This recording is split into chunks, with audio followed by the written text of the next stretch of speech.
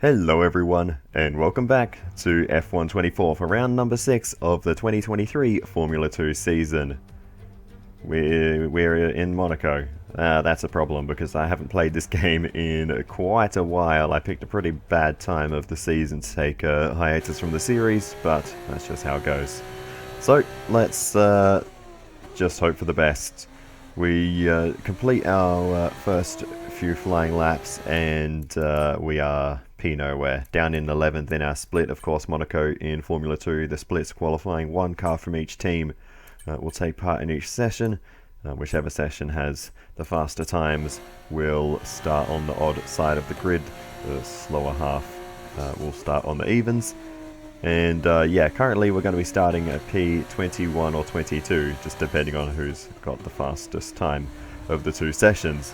So we won't actually know that until the end of the session, but we do improve our time eventually and move ahead of Clement Novalak, who is also way off the pace as well. So right, at least best lap so far, 1 minute 23.9. At least we're not the early ones. We're a few tenths clear of Clement Novalak down in P11. So we'll see what the Frenchman can do throughout the rest of the session. I'm pretty much maxed out. I don't think I can improve on that lap. So yeah, it's struggle town. Oh, on board with Novalak. It looks like he was very wide there through the upper Mirabeau, so not sure what happened there, but it does seem that he was offline. We'll see how the rest of the lap plays out. So 23.1 in the first sector, so that's roughly on par with what we managed to do. So Clement Novalak could be on to equal our current time, but we'll see how the rest of the lap plays out. Our middle sector was where we actually gained some time on Novalak previously, so we'll see how it plays out this time. Looks like Novalak hasn't been able to find the necessary time. It is actually slower by more than half a second, about 6 tenths, than his previous middle sector. So yeah, Novalak not putting the lap together really this time, but across the line it's a 24 flat, so that's not a bad recovery in the final sector, but still just slightly slower than our lap. Clement Novalak goes again, and this time has managed to get that middle sector together much better. It is much closer to the kind of times that everyone else was doing in that middle sector, but dives into the pits at the end of that lap and calls it a day. So Clement Novalak definitely had some time to find and was finding it, but maybe didn't have the fuel to do an in-lap, so had no choice but to come in. That's the only thing I can suspect could be the case there. But towards the end of the session, Novalak comes out of pit lane once again, as do a few others, so we'll see what Clement Novalak can do. Novalak was the first one out, so absolutely making sure there won't be any traffic to interfere for Clement Novalak. We ride on board with the Frenchman to see how this final flying lap goes. With not much time left in the session, this will be the final lap for Clement Novalak. So what's it going to be? It's a tricky lap to put together, and those tyres have done quite a few laps now for Clement Novalak. It won't matter too much for the rest of the weekend in terms of the tyre wear and the laps you put on these tyres, because you won't typically use this set of tyres again unless you happen to need super softs in the sprint race for some reason.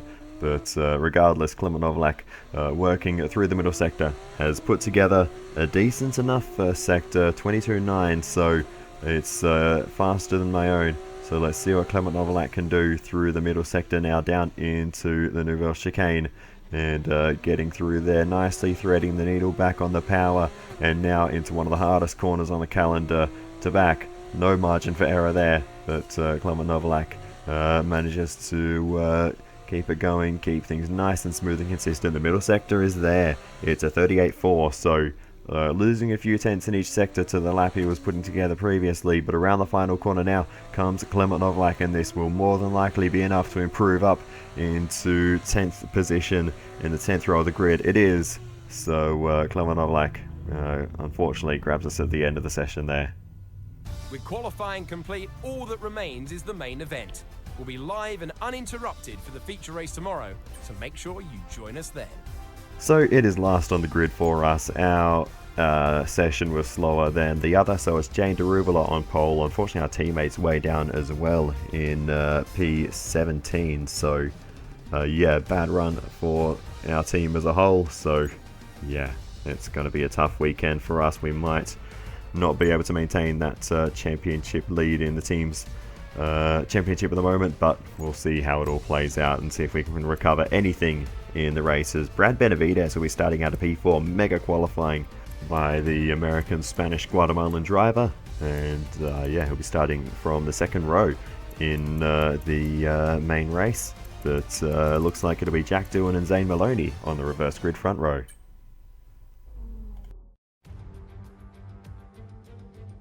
So it's all about speed in today's sprint race then. Not very many laps and no chance to get ahead on strategy. Who here today has the raw skill to take them to the top?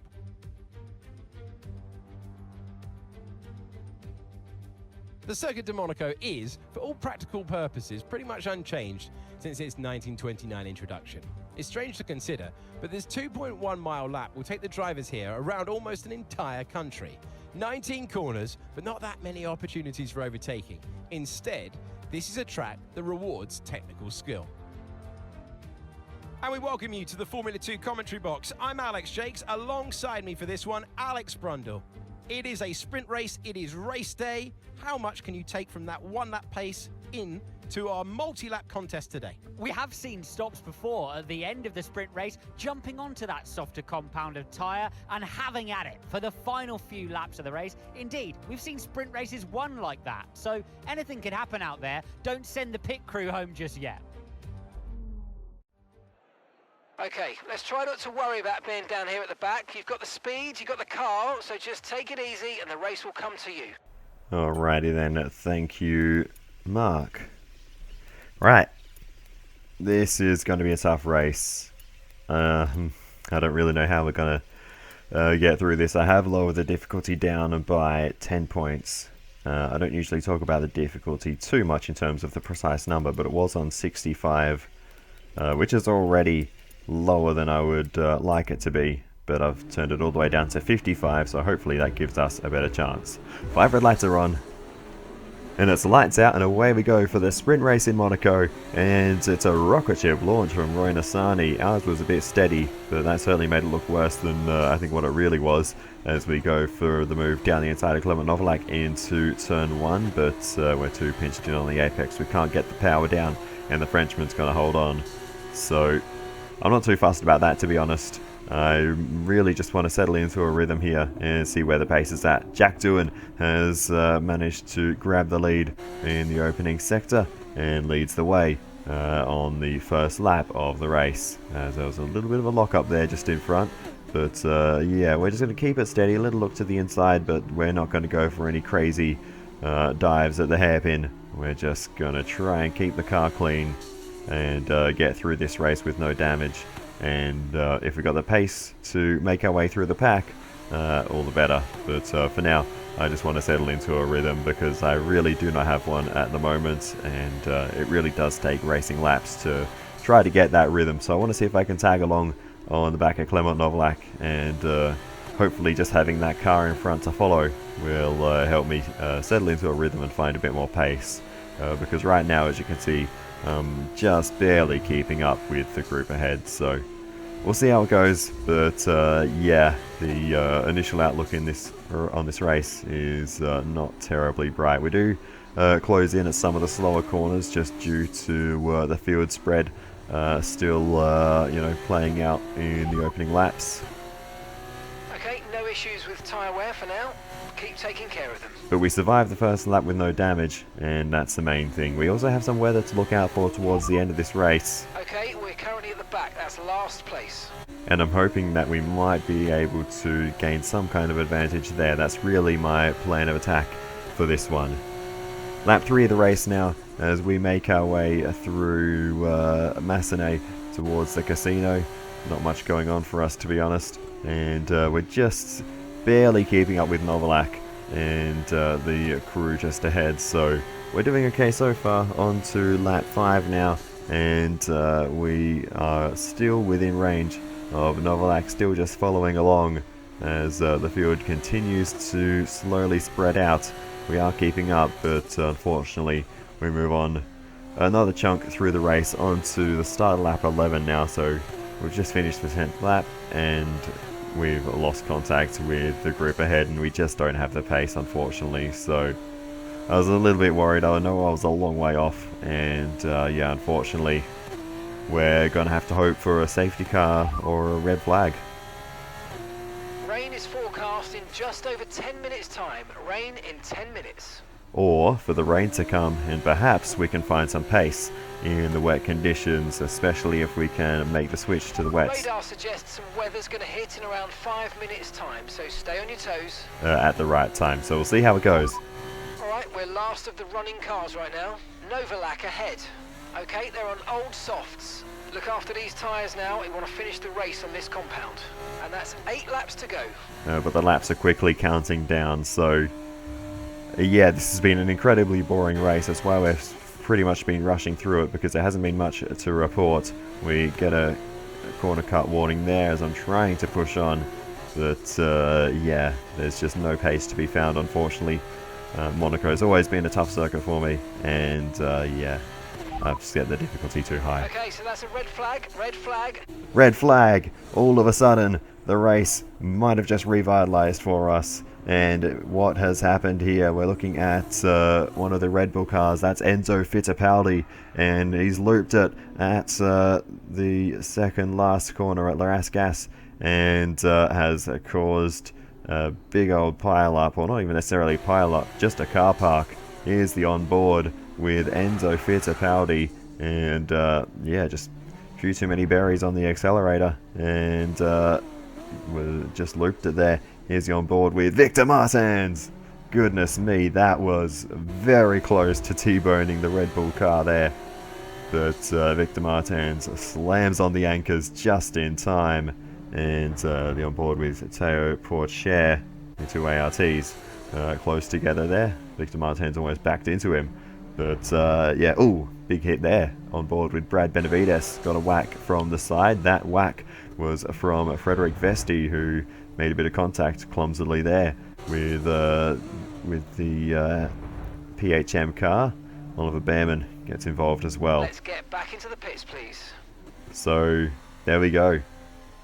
We're going to catch up to the back of the field. We're going to be restarting on the grid, of course. So we have a big opportunity now in this race. Far, but this is a chance to take a breath. We've got another half of this race to go, and there's still a big opportunity there. Unfortunately, there's only 3 laps to go, so I don't think points are on the cards, but we might be able to get ourselves out of last place. It's raining now too, so the rain has come during the red flag. In just a moment, stand by. And we were unable to put the wet tyres on, despite the fact the rain is coming down, and everyone is in the same boat. There's the race director of the events of the race so far. 5 red lights are back on, and we're back underway for part 2 of the Monaco sprint race, and we now need to be aggressive. We have an opportunity, so let's go for it. Little look to the inside, it opens up for us. Big lunge down the inside, bit of contact there with Amari Cordial. Okay, there's not much left in this. We could try and remain on the dry tyres unless it becomes undrivable. Yeah, we just damaged our front wing slightly in that contact with Cordial, but we've gained a couple of spots and finally got ourselves out of last place in this race. Let's see how things worked at the front for the other Virtuosi car, and it was a brilliant launch for Jack Doohan, who manages to maintain that lead on the restart, as we still rattling away on the side of Amari Cordial's car, but nothing, no way for us to get through on the Belgian driver. And yeah, that might be opportunity lost for us, as we're scrapping it out side by side, and we're just about to hold off Renaissani there. But yeah, this is going to be a big struggle to get home on the slick tyres in these conditions, but if we pit, it'll only be 2 laps to go, and it's just not worth it to pit for the wets for 2 laps. It just isn't going to work. So, oh, Enzo Fittipaldi really struggling on the start. Almost sounded like the car was, I don't know, not quite stalling, but it was certainly having some kind of trouble there, and Enzo Fittipaldi dropping a few spots. So the man who caused the red flag has ultimately lost out on that restart after actually not losing any positions due to the spin. Here's the onboard with Frederic Vesti. What happened here? Same thing. Frederic Vesti really struggling, pulls over into the pit lane. So Vesti perhaps for a moment thinking about pulling over, eventually gets the car going again and continues racing side by side with Jane Deruvala up the hill. And this is not going to be easy to sort this out. Deruvala comes out on top. Vesti had to back out of that. It's a one-line section of track at the best of times, let alone with slick tyres on a wet track. Here's the onboard with Oliver Behrman, who is also really struggling there. And yeah, that's bizarre. A lot of drivers really struggling on this race start, and others taking advantage. So very it'll be a very mixed up order by the end of this one to what we saw just before the red flag. But Jane Deruvala, beautiful start, nice power down off the line in these very tricky conditions, around the outside, keeps it off the wall, and will make a whole bunch of places off the start. That is awesome work from Jane Deruvala. Arthur Leclerc is on wets, the only driver in the field, and you can see the difference immediately. Arthur Leclerc is just able to launch off the line, and his start was actually too good, had nowhere to go, but is easily able to fight through the field towards turn 1 and gain a few places. So Leclerc was not in the top 10, not in the running for points, but might just get there on these tyres with, well, from this point 3 laps for Leclerc to try and get some moves done. So it'll be interesting to see how that goes, but Leclerc is looking very strong. Is there going to be a move here into Mirabeau down the inside? There's not just going to be one, there's going to be 2. And Leclerc is going to get Jane Deruvala as well. So that's an awesome restart and a nice way to rescue the weekend for Arthur Leclerc and perhaps grab a few points at the end of this one. So good move there. And that is Arthur Leclerc up a few more spots. And I think into the points already for Arthur Leclerc just on the first half a lap of this restart.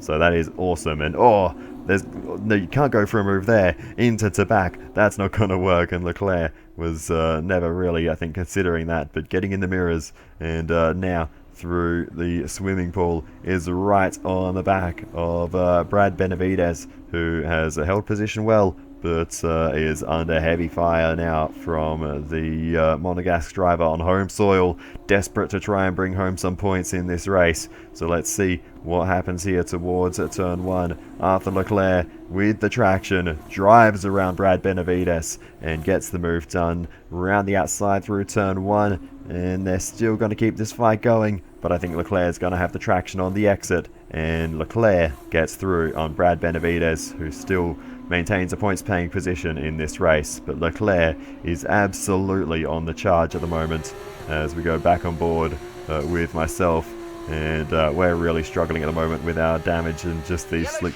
tyres on the wet track. Yellow flag ahead, and there's a pile up at the Nouvelle Chicane. It's our teammate who's found the barriers, and we'll just slowly navigate our way past them. We didn't get a track limits warning, which is nice. I was worried that we'd get in trouble for overtaking off track, but Kushmaini gyrated at the bottom of the circuit there, and it was all in slow motion for Yuma Iwasa, who was able to pull up in time in order to not make any further contact there. But Kushmaini's found the barriers, and that's gained us a couple more spots in this race, and as we're still nowhere near the points, our day just looks a shade better than what it did earlier. But Arthur Leclerc, the charge continues around the outside of Enzo Fittipaldi through turn 1, and this is going to be a drag race up the hill, but Arthur Leclerc's got that traction down on the exit and gets clear of Enzo Fittipaldi as well. So Arthur Leclerc absolutely charging in this race, but on now the final lap, it's going to be difficult for Leclerc to make much more progress, as around the final corner comes Jack Doohan. The Australian driver's held his nerve in the slippery conditions on the slick tyres and takes a fantastic win here in Monaco. The sprint race goes to Jack Doohan.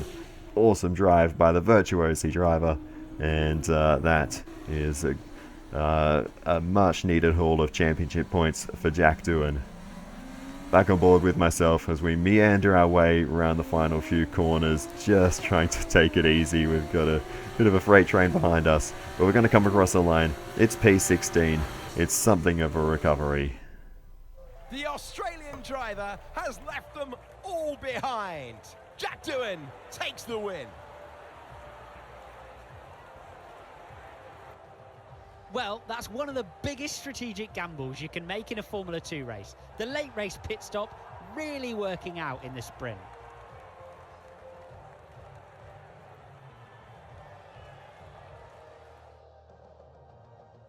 And here are our podium drivers today after that excellent race. They've excelled here as they so often do, and it's a well-deserved victory. Virtuosi there are on top today.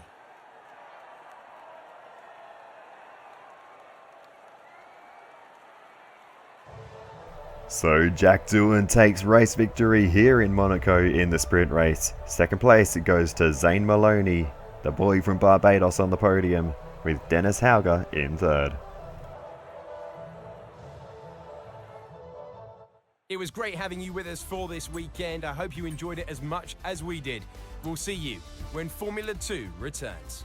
Alrighty then, what do we say about that race? That was a bit of a horror show. Goodness me. Let's run through the finish order and do all the championship stuff before I go on a whole ramble about this. So it was Jack Doohan, of course, with race victory ahead of Zane Maloney and Dennis Hauger. Then it was the two Frenchmen, Théo Pourchaire ahead of Victor Martins.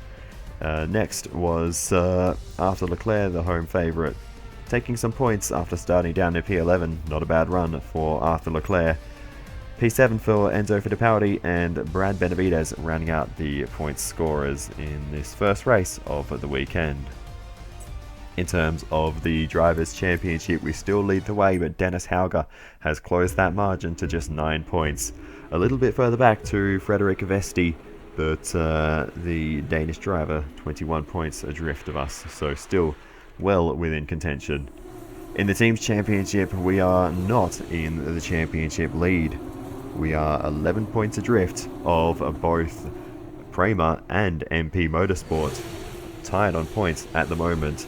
136 points for each of them. We are on 125, not scoring any points in this race. ART are next on 104, with Dams next on 100 points. The next team only 44, so it's relatively close between the top 5, and then much bigger gaps, or a much bigger gap to the bottom 6 teams. But anyway, what do we say about that race? Because that was a bit of a horror show. I already turned the difficulty down to 55, which is lower than I would like to be at any point, even in Monaco. So, yeah, I don't know. It's been really tough. I feel like with every new Formula 1 game, I have to turn the difficulty down more and more, and I feel like I'm just getting worse at each one. Because back in the day, I remember F1 2020 maybe? 2019, 2020, it was somewhere around there. I remember doing a race at Silverstone in the Formula 2 cars on 100 AI difficulty, and I was still keeping up alright. And there's no way I could do that now, not at any circuit, let alone Monaco, of course, which I never would have run at that level. But yeah, I don't know, it's very tricky to set the difficulty just based on practice, and of course once you enter qualifying it's locked in, and you can't change it. So if it's too low, you end up on pole by a mile, and if it's too high, then you end up at the back, and it's very hard to find that middle ground. You can adjust it for the race, but even then it's hard to know how much to adjust it by. So we'll have another swing at it in the next one and see if we can get some better results. Feature races up next.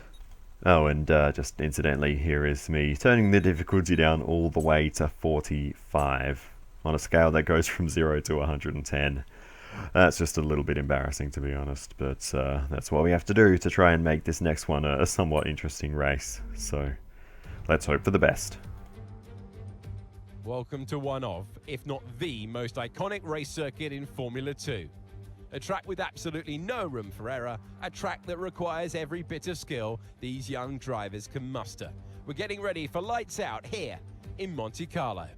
So the Circuit de Monaco, 19 corners making up this famous 2-mile racetrack. It's already one of the slowest tracks in the calendar, and in these difficult conditions, we can expect the average speeds to be even lower still. Even with that, it's fair to assume we may well see the safety car out at some point during the race. With that then, let's run through the grid order. A fantastic effort from Jehan Daruvala yesterday puts him on pole position. And it's Frederic Vesti in P2. Looking down the rest of the grid, we have Behrman, Benavides, Victor Martins, and Pourchaire. Fittipaldi, Hauger, Dewitt, Zane Maloney, Leclerc, Correa, Richard Verschoor, Jack Crawford, Hadjar, Ewasa, Miney, Amory Cordial, Stanek, Novalak, Nissani, and Ralph Boschon completes the grid. And now it's time to head down to the track. Hello one, hello all, and welcome to the commentary box. I'm Alex Jakes, he is Alex Brundle, and we have changeable conditions today, Alex. How does that uncertainty affect the strategy? Well, uncertainty is what strategy is all about, but it absolves the teams from the responsibility of running both compounds of tyre. They might have to use that wet tyre, of course, and then the question is, where do those crossovers lie between the wet and dry conditions? If we don't want to be stuck near the back for most of the race, you're going to need to push early on. Good luck. Well, I'm feeling a little bit more optimistic about this one. We've got some weather to mix it up, so at the very least, this should be a more interesting race thanks to the rain. In an ironic twist, we might end up with a pit stop in the sprint race, albeit under red flag, and then no pit stop in the feature race because, quite simply, the wet tyres can last from the start to the end, and making a pit stop is not worthwhile. It's going to be slower according to the prediction. So I was just looking anyway to see if there's a safety car or what, how many laps in, or does it become worth it to make a pit stop for some fresh tyres. But that's really the only strategy we have to work on for this. Other than that, we just play it by the conditions as we go to the 5 red lights. And it's lights out and away we go for the feature race in Monaco. And once again, we're going to be very steady off the start because it's immediately an opaque wall of spray in front of us.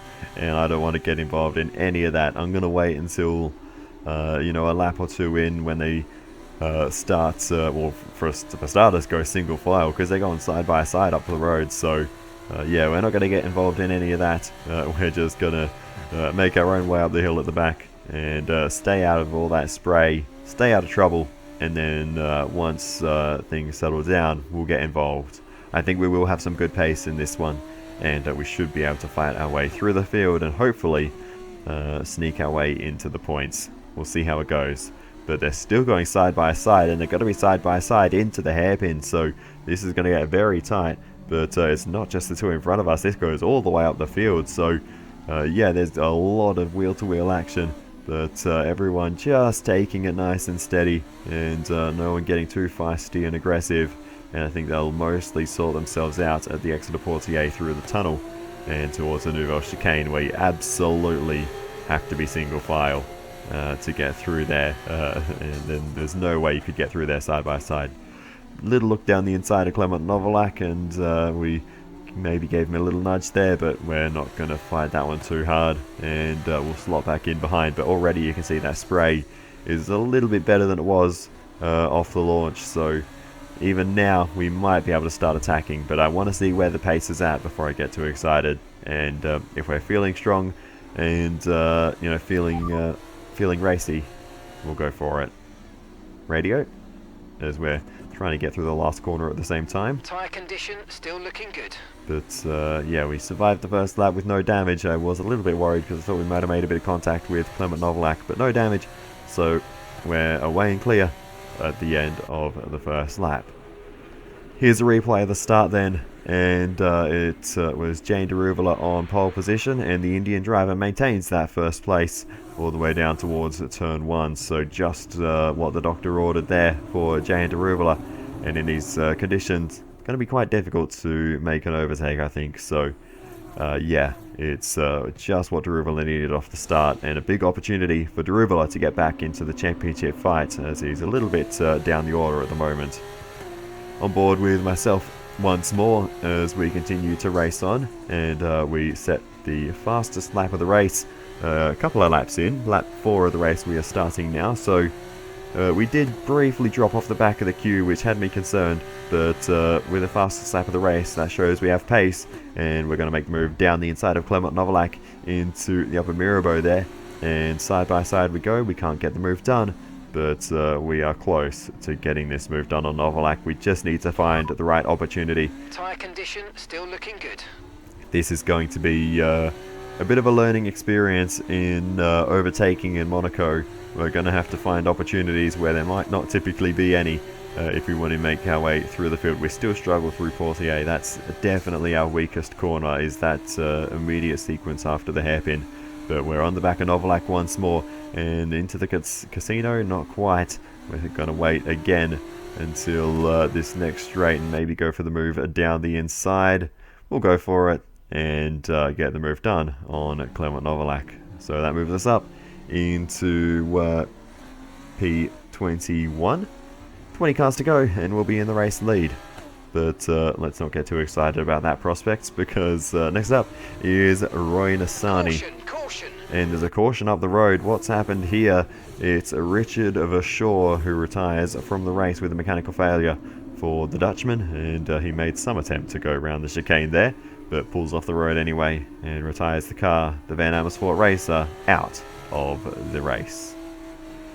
Back on board with myself then, and we're just sort of sizing up the overtake. Daruvala's just set the fastest lap of the race. And our fastest lap's been stolen away, but yeah, we're just kind of trying to measure our pace and see where we can find the grip before we go too crazy making any big dives on Roy Nassani.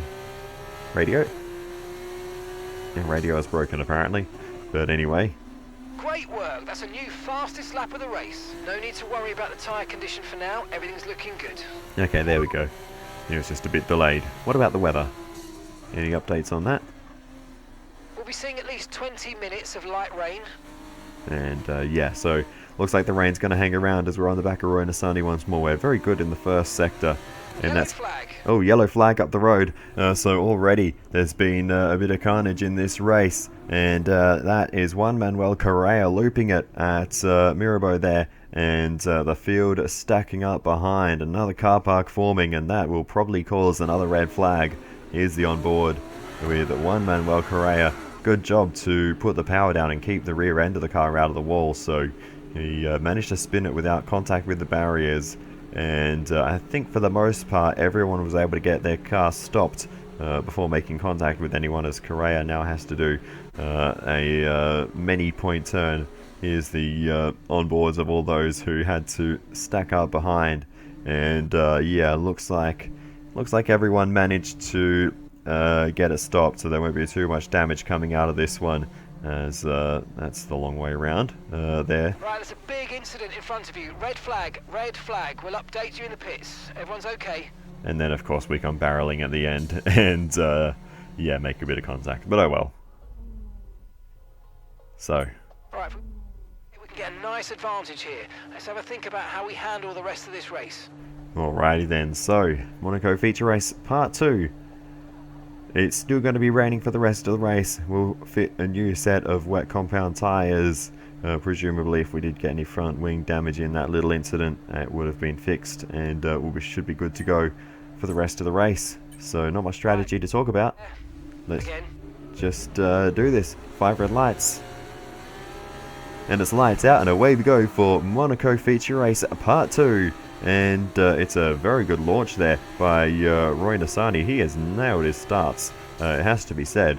But round the outside of Clement Novalak, who was up our inside into turn 1, it wasn't a great launch for us, as we now go side by side with the Frenchman up the hill. And oh, we gave him a bit of a squeeze there. It's so difficult to get up the hill side by side there, as we now make our way around the outside of Amari Cordial and maybe even Roy Nassani who's managed to snag a position off the launch here.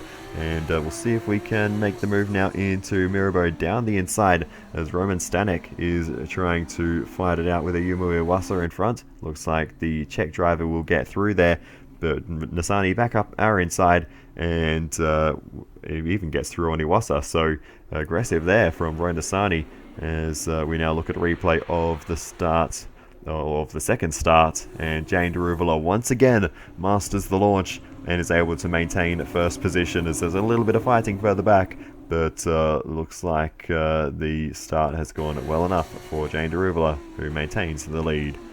On board with myself once more as we go for the move down the inside of Roy Nasani, and that was a Brilliant, nice move, keep going. relatively easy one. It looks like Iwasa was able to get back through on Nasani through Portier. They were still side by side when we cut away from that shot. So Roy Nasani not able to get that move done on the Japanese driver, who's quite high up in the championship, but probably won't be scoring any points this weekend the way it's played out so far. We'll see what we can do this time as we go for the move down the inside of Ayumu Iwasa. We're a little bit deep into the chicane, but we get the move done regardless on Ayumu Iwasa. And yeah, that moves us up yet another position, and we're starting to look pretty good in this race pace wise, and we can now start making moves in some more creative places as we go around the outside of Roman Stanek through Massenet there, and oh, contact, as we're still had some overlap there, and our front wing avoids the slamming into the barrier there by millimeters. Unfortunately, I didn't get a proper replay of that, but my goodness, that was close, and that could have ended our hopes right there. But we just about managed to save it, and we go for the move down the inside of Kushmaini in a much more sensible location. But yeah, it was a risky move, but it wasn't really the overtake that caused us trouble. It was just that we moved across while Stanek was still alongside us, just by the smallest of margins as we go for the move. Once again, down the inside of another Red Bull liveried car, but we can't quite get it done this time. We're going to be side by side, into to back, and we're not going to keep pushing. No need to worry about the tyre condition for now, everything's looking good. To make that overtake on Isaac Hadjar, but we're looking everywhere now. We seem to be building up our pace very nicely in the wet conditions, and we can put the car just about wherever we want. So I'm feeling so much more confident in this race now about you know, navigating the circuit in the wet conditions. Great manoeuvre, you made it look so easy. And it's something I've noticed before in Monaco too, that I can actually do a lot better in wet conditions, because you're essentially just driving in slow motion. So despite the traction being a little bit more difficult, it's actually a bit easier to sort of pick your marks. But anyway, we also make the move on Leclerc, who's not having the same fortunes that he enjoyed in the sprint race. But we are absolutely flying through the field at the moment. And the next car up the road is Zane Maloney, the podium sitter from the first race. And are we going to be able to make a move anywhere soon on Zane Maloney? Down the inside, through the swimming pool section, side by side we go. We leave each other room through the second half of the chicane. And that was an awesome move on Zane Maloney. We just had the traction down the inside. He gave us space. He went bounding over the curbs a little bit there, but that's as clean as you could get for an overtake in that zone of the circuit.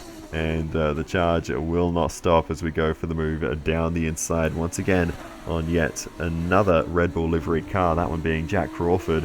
And we've now got another American driver, Juan Manuel Correa. We go for the move down the inside into La Rascasse, and we get the move done on Juan Manuel Correa. Nice work, mate, that brings you up a place. Who was the gatekeeper of the top 10, but we move ourselves now up into 10th place and take the final points away from Juan Manuel Correa. Unfortunate for Correa here in Monaco. Was briefly up into the points, but looks like that may not be happening now. We make the move on Jack Doohan into the Nouvelle Chicane.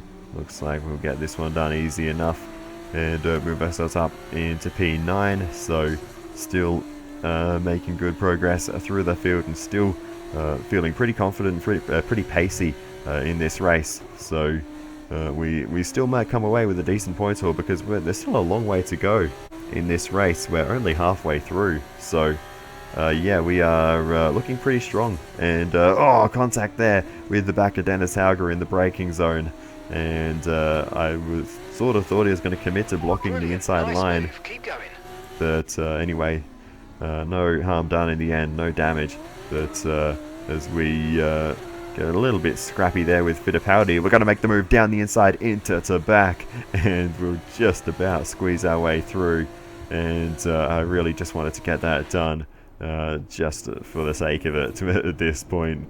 There's no reason to go for the move there, but with a little bit of a touch on the entry, we managed to make a 99% clean move on Enzo Fittipaldi there. So yeah, I just wanted to see if we could pull that one off, and it was high risk, but we managed to get away with it as we zoom around the outside there, and that was a very easy move around the outside of Benavides, who is not slow in this race. We get all sorts of wobbly on the exit though, but yeah, that was just so much grip around the outside there, and we've found that a couple of times since the restart, that we can find a lot of grip on the outside. There's the big lose on the exit, but we managed to keep the pointing in the right direction as we barge our way down the inside of Teo Porcher. That one's a bit aggressive, but I'm incentivized now. We've got pace, we've got decent track position, so I think we can maximize here and score a very nice haul of points. Could be with us for a while. Light rain conditions for the foreseeable future.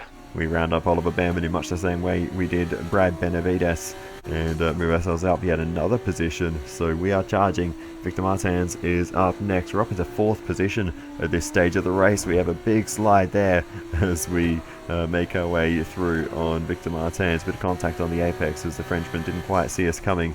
Now the move down the inside, and that was a late decision to go down the inside of Frederick Vesti, and Vesti is actually going to hold on to this one. He fought well through the middle of the Nouvelle Chicane, and we're not going to go for that to-back move again. We could have kept it side by side there, but I didn't want to go for any risks fighting it for the podium. Vesti did as much as he could to make the to get through the Nouvelle Chicane and still try and take the full course of the chicane, even though we did shovel him off the road a little bit with that late move to the inside. The car behind started to drop back. There's a gap beginning to form. Let's make the most of it. I think that's all fair enough for Frederick Vesti, but we're going to make the move around the outside once again, try and keep things a little bit more contained this time, nice and smooth, and we get through on the Danish driver with just Jane de Ruvela now up the road. And it does take us a while, but we do eventually catch up to the Indian driver, and we still have time to spare. Tyre condition still looking good. And our car is still in good nick, so we've managed to keep things out of the barriers so far as we're sideways into Massenet there. We're really starting to struggle for grip. We've certainly used these tyres in our charge through the field, so we are starting to struggle for grip as we just tentatively looking for the move on Ruvela. We have time on our side. We don't need to rush this. We're increasing our gap on the car behind by around a second a lap. Yeah, we've got daylight to the next car, so we don't need to worry about them. We just need to make a nice clean move on Jane de Ruvela. But yeah, I'm not going for anything risky anymore, because ultimately we have gained 18 points in this race after starting from the back, 19 points, because we're probably going to maintain the fastest lap unless it dries up at the end and things get mixed up from there. But eventually we'll make the move down the inside into the Nouvelle Chicane. We can't get us stopped, and we've been turned. De Ruvela's turned into the corner. We were going straight ahead, and inevitably our paths crossed and contact was made. We flickered around pretty quick, but that was awkward. We couldn't get it turned for the Nouvelle Chicane. We're too deep on the inside, and De Ruvela, of course, had to turn into the corner at some point, and that has turned us around, and that may have just made things a little bit more difficult. Looks like De Ruvela's going to carry on. No front wing damage for De Ruvela, so that's very good. I was hoping that De Ruvela would be able to carry on after that. I'd be feeling pretty rotten if that was how our battle ended. But as we now move on to lap 38, and the message came up right about now to say from race control that the race will end on this lap. We've reached the timer, and this will be the final lap of the race, and we've just caught up to Jane de Ruvela once more, so it's now or never. We need to go for the move. We look, but there's no move to be made in Mirabeau. We just weren't quite close enough. We didn't quite have an overlap on the inside to try and make a move, and I don't have the grip I used to, so I can't just go full send. I'm not feeling that confident anymore, and De Ruvela is much faster than everyone else that we've overtaken so far. He's, pulled out an almost 10-second lead, so it's been a lot harder to overtake Daruvula than anyone else so far, but we're going to try our best. We're a little bit too far back towards the Nouvelle chicane as well. We still continue to struggle through Portier, and it's cost us on that occasion, so now the only opportunity we really have is the Larascas move, which is very hard to pull off. Perhaps the swimming pool if we can get a good run, but a slide through to back might just spell the end of that dream for us. We throw it over the chicane in towards the swimming pool section, but we can't get close enough to Jane Daruvula, and it looks like the Indian driver might be able to hold on. We're going to throw everything at it. We go a little bit deep into Larascas trying to carry the speed, but where there's no way we can make a move into the final corner, and it looks like Jane Daruvula is going to hold on to take victory here in Monaco. Jane Daruvula wins the feature race in Monte Carlo, and that's a nice drive by the Indian driver to hold on. We'll cross the line to take P2. The Indian driver will look up and see the checkered flag first. Jane Daruvula takes the win.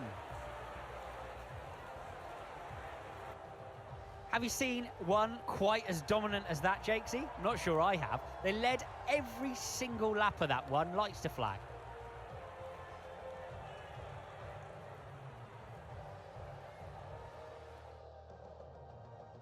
Our drivers are making their way out for the podium celebrations, and it's going to be MP Motorsport picking up the winner's trophy. Congratulations to the entire team for that fantastic performance.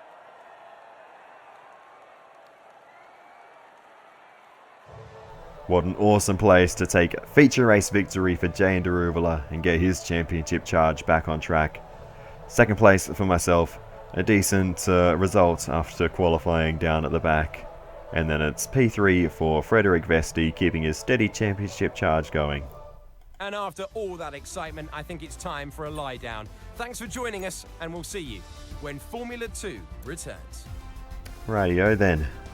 That brings an end to the Monaco round of the championship. Let's have a little run through the finishing order of the feature race. Of course, we just went through the podium of Daruvula, myself, ahead of Frederic Vesti in third. Victor Martins, pretty good weekend. Fourth place for the Frenchman. Oliver Behrman, P5. Teo Porcher, P6. Brad Benavides, P7. So maybe a little bit of a disappointing weekend overall, considering he started, and qualified, I should say, in P4. Enzo Fittipaldi in P8. P9 for Dennis Hauger, and Jack Doohan rounding out the top 10. Juan Manuel Correa just barely missing out on the points ahead of fellow American driver Jack Crawford. So a shame for Correa. Will come away pointless from this weekend. In terms of the Drivers' Championship after that round then, we should still be in pretty good stead thanks to that result in the feature race.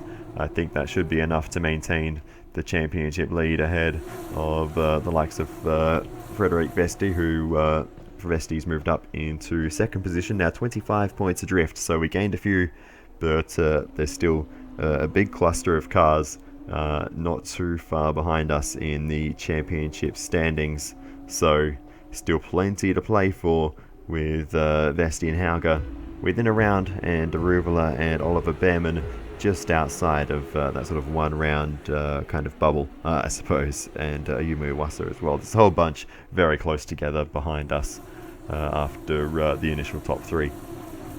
In terms of the team's championship then, we are not looking so good in that department. We still sit third, and we have lost out even further to MP Motorsport, but they are just 2 points ahead of the Prema team, who continue to be very solid this season with their partnership of Oliver Behrman and Frederic Vesti.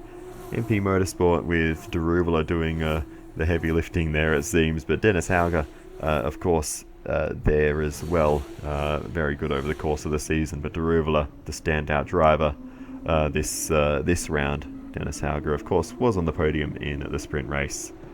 But yeah, with all of that said, that just about wraps up this episode a much better sprint race and not a completely fruitless weekend. In fact, we do extend our championship lead.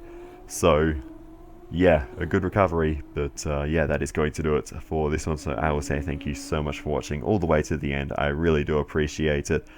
Please feel free to give me some feedback in the comments. It is always very helpful. And other than that, I will see you in the next one, and goodbye.